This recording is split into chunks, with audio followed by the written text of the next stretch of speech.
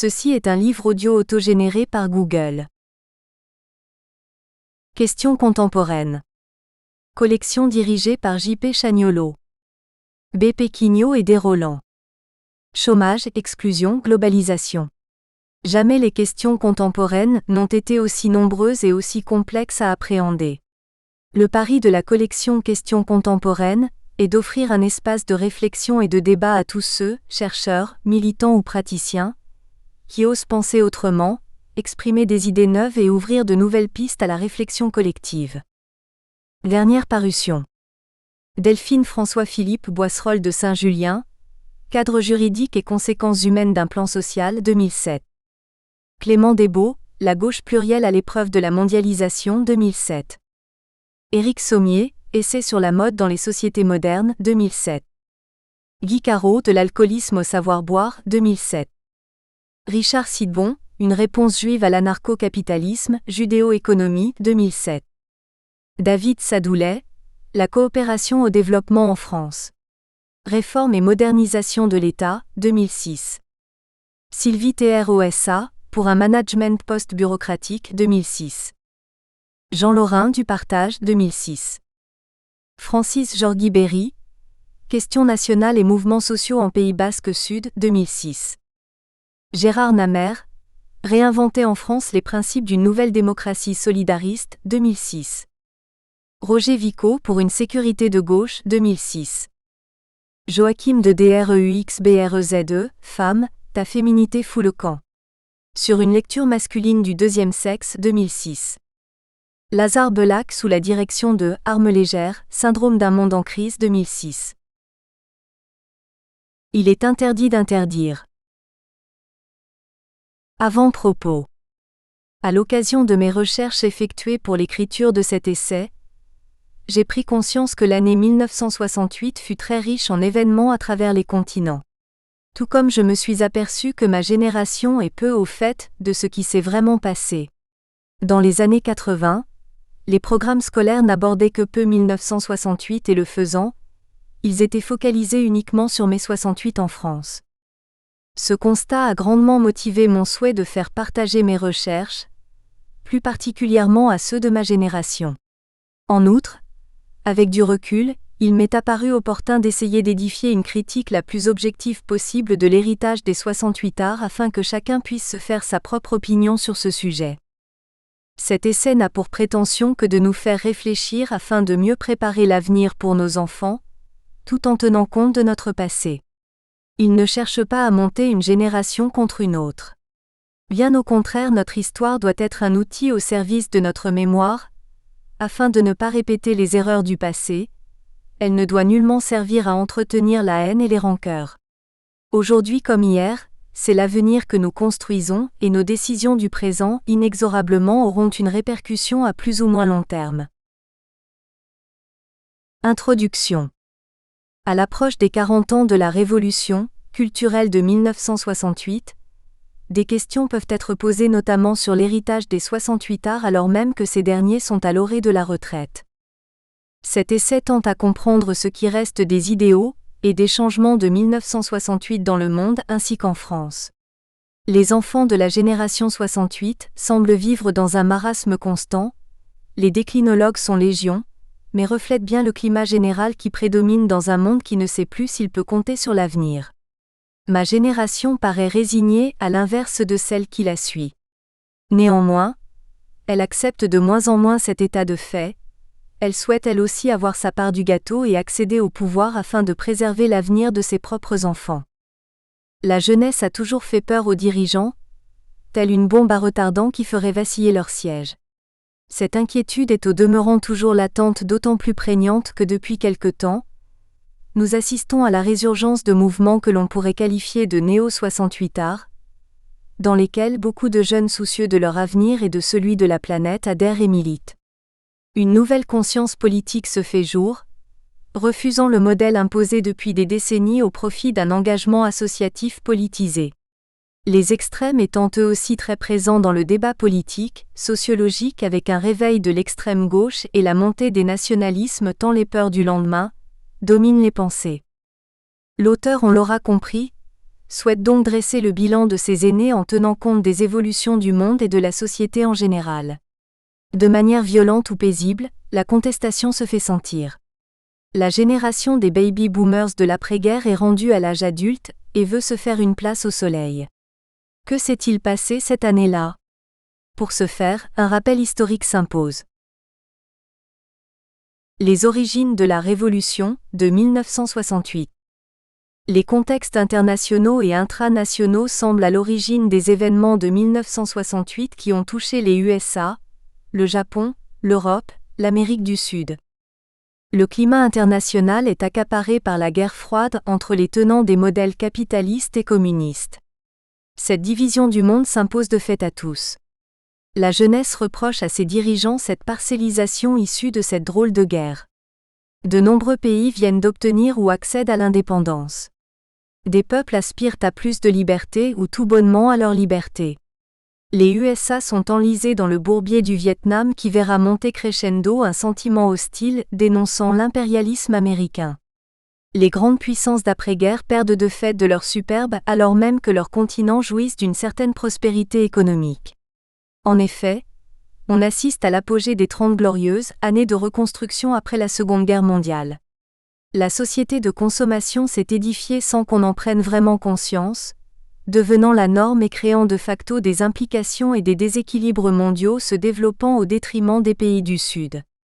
Si la décolonisation est une quasi-réalité politique, elle ne l'est pas du point de vue économique, car ces peuples doivent leur survie aux investissements étrangers et aux anciens colonisateurs qui sont contraints de les perfuser financièrement. Au sein de chaque nation, l'ordre établi par les aînés est remis en question, le puritanisme et la moralité qui guident et entretiennent les relations sociales deviennent progressivement des carcans pour une jeunesse bridée enclin à de nouvelles idées prônant le partage et désireuse de faire valoir ses attentes. La société américaine est en ébullition au cours des années 1960, de nombreux mouvements vont voir le jour. La communauté noire refuse l'apartheid, les étudiants sont las du conformisme ambiant au sein de leur nation, les féministes font entendre leur voix, les homosexuels veulent être reconnus et un mouvement pacifiste refuse de plus en plus la guerre que mènent les USA au Vietnam. Cet ensemble hétéroclite est constitutif des racines de la Révolution culturelle de 1968. Néanmoins, afin d'en comprendre les raisons, il importe d'en expliquer les origines. L'Amérique des années pré-60 est ségrégationniste. Les Noirs vivent dans des ghettos, n'ont pas les mêmes droits que les Blancs, le racisme y est important, le Ku Klux Klan en est un symbole le plus visible. Vers la fin des années 50, les jeunes Noirs américains opèrent à une prise de conscience politique plus forte que leurs aînés et refusent leurs conditions comme un état de fait immuable. Au début de l'année 1960, ils organisent des sit-ins non violents dans le Sud, notamment dans les lieux où la loi leur interdit l'accès. Néanmoins, les réactions des autorités sont violentes, les forces de l'ordre n'hésitent pas à rouer de coups ces personnes et les Noirs sont attaqués par des racistes dans un magasin avec la complicité de la police. Afin de mieux coordonner leurs actions et de se faire entendre, en avril 1960, les étudiants contestataires forment leur propre organisation, le Student Non-Viol Coordinating Committee, SNCC autrement connu sous le nom de SNI. Alors que ces jeunes se battent pour plus de justice à l'égard de leur communauté, de reconnaissance, des leaders noirs traditionnels condamnent catégoriquement ces sit-ins, seul l'un d'entre eux ralliera leur cause, il s'agit de Martin Luther King.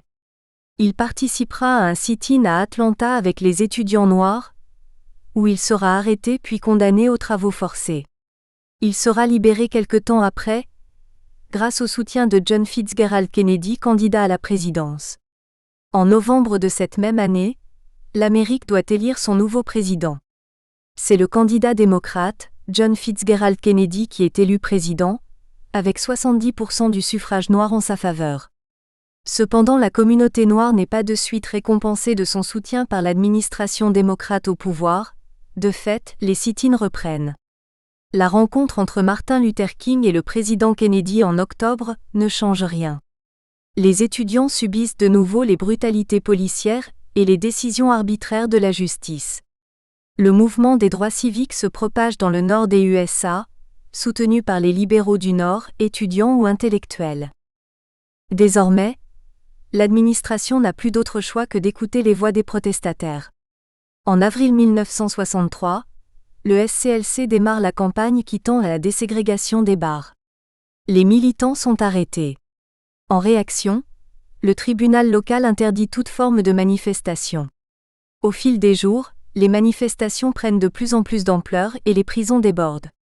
L'agitation a gagné tout le pays et les Noirs descendent par milliers dans les rues, et une question va se poser. Du pacifisme de Martin Luther King ou de la résistance armée de Malcolm X, laquelle de ces deux formes de lutte l'emportera ? En effet, à l'opposé du mouvement des droits civiques, il y avait la Nation of Islam connue sous le nom de Black Muslims auquel appartient Malcolm X. Certains journalistes et militants contestent les méthodes de King qui donnent l'exemple de la désobéissance civile. Alors que les propos de Malcolm X sont abondamment commentés par les journaux, où il ne manque pas d'exprimer son désaccord avec les autres leaders noirs. Malcolm X ne prône pas l'intégration, il veut apprendre aux Noirs l'autodéfense face aux agressions et violences des Blancs et de sa police. Après avoir imposé un retour au calme, le président Kennedy prend position contre la ségrégation, arguant que la race n'a pas de place dans la vie ou dans la loi américaine. Le 19 juin 1963, JFK présente son projet de loi au Congrès, proscrivant la ségrégation dans tous les lieux publics, habilitant le ministère de la Justice à engager des poursuites pour permettre l'intégration scolaire, et d'interrompre le financement des programmes sociaux discriminants. Le 23 août 1963, la communauté noire marche sur Washington où elle est rejointe par des membres de la communauté blanche. Ainsi, Noirs et Blancs défilent tous ensemble le 28 août dans la capitale américaine. C'est là que Martin Luther King aura un rêve, par lequel il exprime son vif désir d'une Amérique où Blancs et Noirs coexistent harmonieusement en tant qu'égaux. Le 22 novembre 1963, le président Kennedy est abattu à Dallas. Son vice-président, Lyndon Johnson, prend sa place aux commandes des USA. Il continuera d'œuvrer vers une reconnaissance de la communauté noire, mais le chemin est laborieux. Le 2 juillet 1964, Martin Luther King s'envole vers Washington pour assister à la signature par le président Johnson de la loi sur les droits civiques, le Civil Rights Act. Cette législation bannit la ségrégation dans tous les lieux publics, élargit à nouveau les compétences du ministère de la Justice pour imposer des écoles intégrées, crée une commission d'égalité des chances dans l'emploi et un service de relations communautaires chargé de régler les différends engendrés par la déségrégation. Mais leurs droits politiques ne leur sont pas encore reconnus. Le 14 octobre 1964, Martin Luther King sera prix Nobel de la paix pour sa campagne en faveur des droits civils. En 1965, l'activité de Malcolm X et de son organisation continue. Malcolm X s'adresse alors à tous les Noirs, à tous ceux qui veulent changer la société américaine. Mais la presse continue de le marginaliser comme un extrémiste, un violent qui veut armer les Noirs. Malcolm X prône la séparation de l'Amérique en deux pays distincts, l'un pour les Blancs et l'autre pour les Noirs. Malcolm X enseigne à ses frères la vérité sur l'Afrique, l'esclavage, il leur ouvre les yeux, leur redonne foi en eux-mêmes. Il représente un danger pour la société blanche américaine. C'est dans ce climat trouble que Malcolm X est assassiné le 21 février 1965 et déclaré mort à son arrivée au New York's Columbia Presbyterian Hospital. Ces trois meurtriers étaient membres de son parti, le Nation of Islam. Après de nombreuses marches, de nombreux morts, des émeutes éclatent à Watt, quartier de Los Angeles du 11 au 16 août 1965. Subséquemment, le 6 août 1965, le président Johnson signe le Voting Rights Act, loi autorisant la déségrégation des lieux publics et protège le droit des Noirs à voter. Aussitôt les politiciens locaux s'empressent de courtiser ce nouvel électorat. Le Voting Rights Act instaure l'égalité de tous à l'embauche. Été 1966, ce sont plus d'une vingtaine de villes qui se soulèvent dans tous les USA. Entre autres, Jacksonville en Floride, Sacramento en Californie, Omaha au Nebraska, New York, Los Angeles, San Francisco, Chicago. En 1967, dans le quatrième été brûlant, plus de 100 villes étaient touchées par les soulèvements, notamment Newark, dans le New Jersey, pas loin de New York, et Détroit. Mais ce qui se passa du 24 au 28 juillet à Détroit dépassa tout cela. Robert Kennedy parla de la plus grande crise américaine depuis la guerre civile, le Washington Post de la plus grande tragédie dans la longue histoire des explosions des ghettos de couleur, 2. En 1966, on voit paraître l'émergence d'un nouveau parti. Le 15 octobre 1966, Huey P. Newton et Bobby Seale fondent à Oakland, en Californie, le Black Panther Party for Self-Defense. Ce parti a pour idéologie première l'autodéfense armée organisée des Noirs contre les attaques de la police et les agressions contre les racistes blancs. Le 1er janvier 1967, le bureau officiel du parti est ouvert. En son sein, le courant marxiste-léniniste est prédominant. Idéologiquement, le BPP se veut d'ailleurs parti marxiste-léniniste. Le BPP prend le maoïsme et l'adapte à sa situation particulière. Il s'agit d'un processus dialectique, où l'analyse marxiste permet une compréhension et une réadéquation de la lutte révolutionnaire en fonction de la situation donnée. Le BPP lutte pour le socialisme, comme utopie à réaliser pour tout le monde, et pas que pour les ghettos. Disparition de l'impérialisme au niveau mondial, abolition de la propriété privée des moyens de production, orientation sur les besoins des gens et non les profits, contrôle des gens de la production et la distribution de la richesse sociale, coparticipation de chacun au processus social, fin de l'exploitation et du travail aliénant, abolition de l'État. Tels sont les grands traits de la société pour laquelle se bat le BPP. Le BPP, suivant la ligne marxiste-léniniste, comprend ainsi l'analyse marxiste de renversement du capitalisme par la violence. Révolution violente par le prolétariat contre l'appareil d'État bourgeois d'oppression de classe et de répression. Violence révolutionnaire contre la violence de classe contre-révolutionnaire, effectuée par la pression particulièrement répressive de l'outil armé de l'État. Il s'agit ni plus ni moins qu'une forme de dictature du prolétariat. À cette idéologie s'ajoute le fait que le BPP suit le principe de Malcolm X selon lequel il ne peut pas y avoir d'unité des Noirs et des Blancs avant qu'il y ait une unité des Noirs. Ces deux théories sont révolutionnaires aux USA.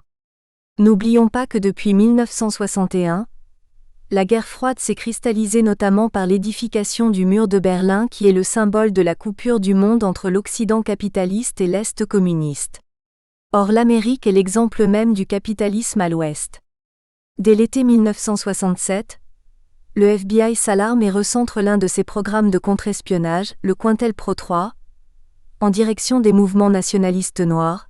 Le but est de démasquer, briser, fourvoyer, discréditer, ou au moins neutraliser les activités des organisations nationalistes noires qui prêchent la haine. Avec l'aide vigilante des services locaux de police, ces instructions seront appliquées à la lettre. Dans un entretien accordé au New York Times, le 8 septembre 1968, John Edgar Hoover déclarait que le BPP constitue la plus grande menace qui soit contre la sécurité interne du pays. Pour les Black Panthers, les 3 années qui suivent seront dévastatrices. À l'utilisation des techniques de répression classiques, filature, écoute téléphonique, lettres anonymes, agents doubles, le FBI via le COINTELPRO ajoutera en effet l'assassinat. 4. Le 28 octobre 1967, suite à l'arrestation et la mise en accusation d'un membre du BPP, Newton, ce parti reçoit l'appui et le ralliement du Peace and Freedom Party qui avait été formé en 1967 en alternative aux deux grands partis, démocrates et républicains. Il s'opposait entre autres à la guerre du Vietnam. 5. Cette alliance est l'un des prémices au changement des mentalités qui s'opèrent peu à peu au sein des universités américaines, notamment en Californie. Cette coalition s'explique notamment par le fait que de nombreux Noirs américains sont envoyés sur le front vietnamien, suite aux promesses qui leur sont faites et plus particulièrement celle d'une élévation sociale. Nous espérons que vous avez apprécié cet aperçu. Pour continuer à écouter ce livre audio sur Google Play Livres, utilisez le lien dans la description de la vidéo.